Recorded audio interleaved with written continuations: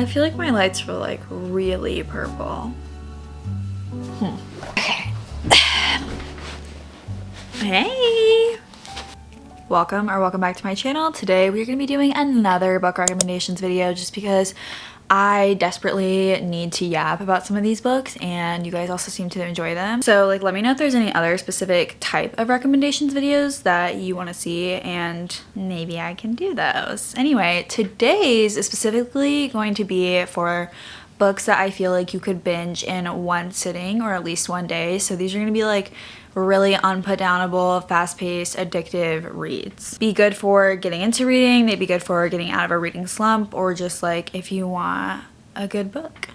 Duh. So first we have the Truly Devious series by Maureen Johnson. I don't have all of the books. I think there's probably like 5 in this series or something now. I started reading these books when they were first coming out. Whenever I say that, I'm always like, I need to go back. Oh my god, there's like... Why do I have tape in this book? I literally have tape on multiple pages of this. Okay, what's going on?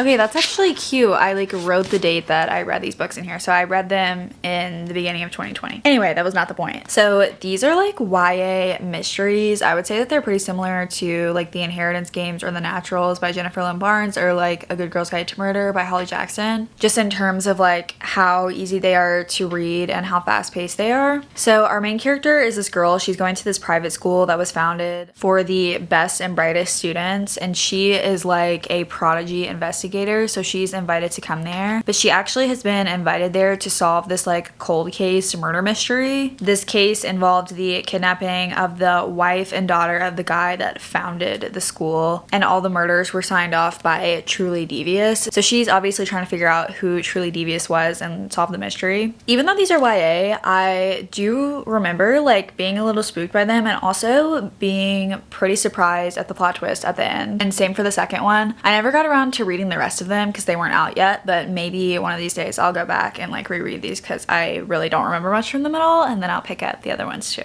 Then we have Vicious and Vengeful. These are part of the Villains duology, which I think is set to be a trilogy at some point. I feel like these sneak their way into any recommendations video I make because like somehow they always kind of fit the like theme of the video. Obviously these are some of my favorite books of all time. I don't shut up about them like ever. So they're sort of like adult fantasy. They're always shelved in adult fantasy, so we'll just go with that. But they're set in the real world. There's 2 timelines. So the 2 main characters in the past timeline are roommates at this like very prestigious university. They're medical students, and for their dissertation, one of them decides to like try to give himself superpowers by having a near-death experience. Obviously that ends up working, so his roommate's like, okay, I'm gonna do that too. And eventually they become each other's like mortal enemies, which is where we pick up in the present timeline. I'm someone who absolutely loves a really well done villain origin story, and I just think V. Schwab nailed it. Like the tension between these 2 characters, the backstory, the relationship between Sydney and Mitch, which I'm not gonna elaborate on, but if you've read the books, you'll know what I mean. It's just like very wholesome somehow. I love the characters in these books. These books somehow manage to be like character and plot driven at the same time. It's just V. Schwab's magic. Then we have a romance. I read this one pretty recently. This is Part of Your World by Abby Jimenez. Oh my god.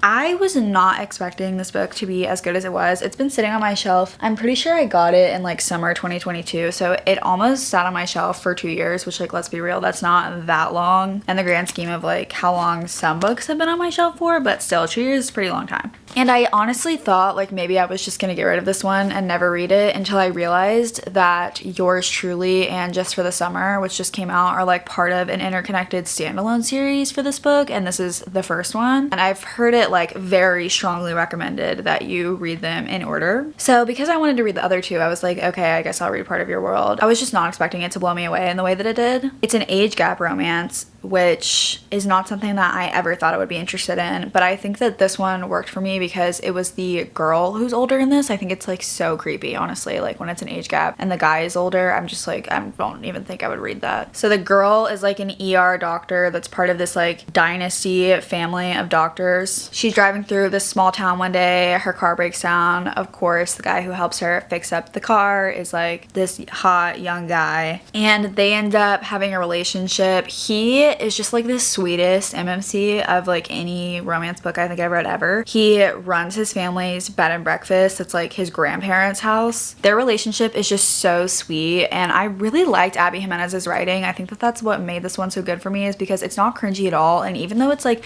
a hallmark premise of a book, she somehow writes it realistically. Like if this were to actually happen in the real world, she's writing it fairly realistically. And I just really felt like I went through the spectrum of emotions on this book. Like I was laughing, I was crying, I was like kicking my feet, giddy feeling. It was just really good. And then I have a nonfiction rack, which I know lots of people would not be happy to see a nonfiction book on this list because they don't read nonfiction. But I really think that most people who enjoy regular fiction books are just not reading the right nonfiction books, because some of them are so incredibly entertaining that like there's no way that someone wouldn't like them, in my opinion, and this is one of those. So this is narrative nonfiction, meaning that it reads like a fiction book, but it's also kind of even cooler because they like actually happened in real life. Like the whole time I was reading this, I was just like, holy shit, like I cannot believe that this is genuinely true. So The Art Thief by Michael Finkel is about the most prolific art thief in history. He stole over $2 billion worth of art and didn't sell any of it. He kept it all for himself, like just put it in his room as decor because he said he wanted to like wake up and see like the Mona Lisa. He didn't steal the Mona Lisa, but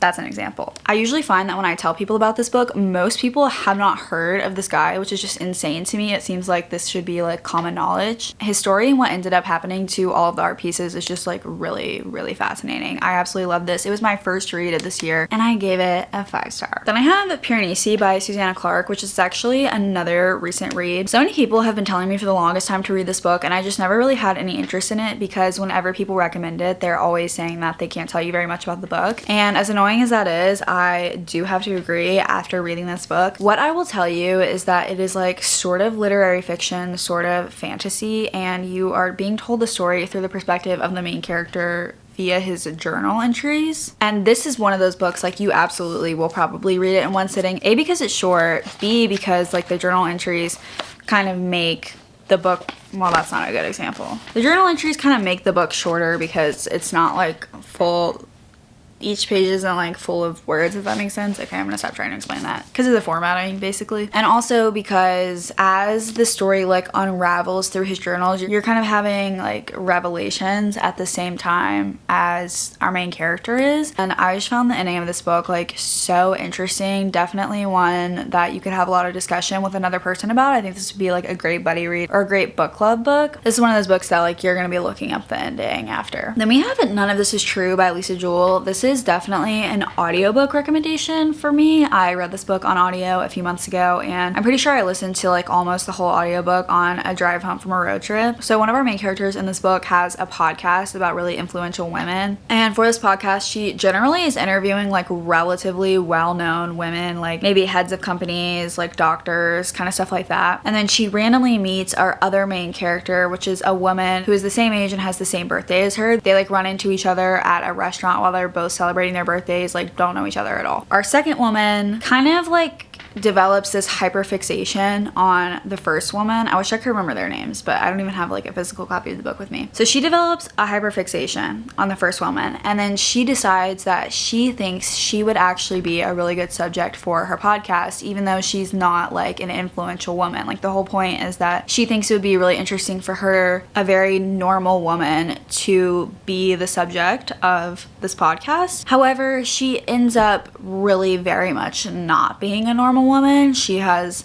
a lot of unusual, I guess, things going on in her life, and I'm just gonna leave it at that. As someone who really enjoys podcasts, this was like a really interesting read for me because a lot of the audiobook is kind of told like a podcast, if that makes sense. Okay, my next rec is one that I read a year ago and I still have not stopped thinking about this book, and that is Yellowface by R.F. Kuang. Even before this book came out, as soon as I heard the premise for it, I was like, oh, I'm absolutely gonna love that. Like I'm reading it the day it comes out, and I pretty much did. So our main character of this book is like basically the most evil white woman to ever live. She is going to this like pretty prestigious school. I forget what the school is. Is it a real school? It might be like Yale or something. I don't know. And she's in the writing program, and she's like sort of like barely friends, like honestly more acquaintances with this other author who is her age named Athena. She's an Asian author and she writes a lot about Asian experiences, and she is like very up and coming. Like she is really, her career is blossoming, and our main character is just very like jealous and resentful of the fact that she's not experiencing the same success. So when they're hanging out together one night, and this is not a spoiler, this happens at like the beginning of the book, they're hanging out together one night and Athena chokes on like a pancake, I think,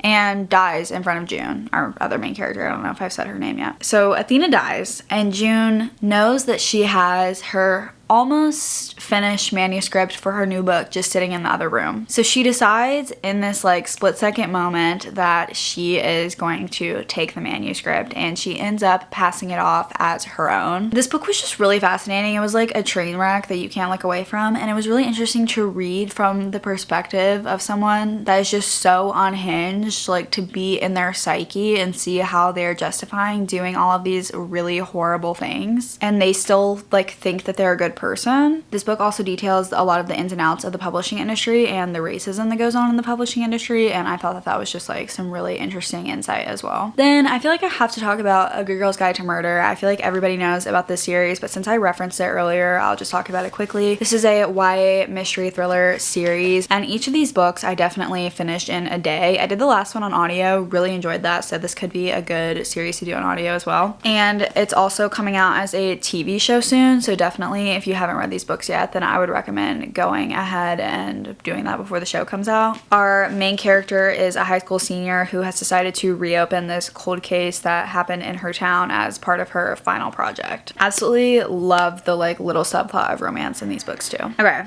Then we have Sharp Objects by Gillian Flynn, really short one. This is a very disturbing mystery thriller about a journalist who goes back to her hometown to like investigate and also cover the murders of these young girls that are happening. This one is very disturbing. The ending was totally unexpected to me. I don't know how to explain this book other than like super unsettling. Gillian Flynn is really good at that. Obviously she's the author of Gone Girl and Dark Places too. And then lastly, I have The Appeal by Janice Hallett. This is more of like a wholesome mystery. It's set in England and it has a huge cast of characters, most of which are part of this theater group, very amateur theater group called the Fairway Players. When one of them mysteriously dies, the rest of them are like trying to figure out what's going on. Although a lot of the story is told from the timeline like before that happens, if that makes sense. And the reason that I had so much fun with this book is it's told entirely via correspondence. So there's like texts, a lot of it is emails, and it's just really fun because it's like you get to see the dynamics between all of the different characters. So like sometimes there'll be email threads with like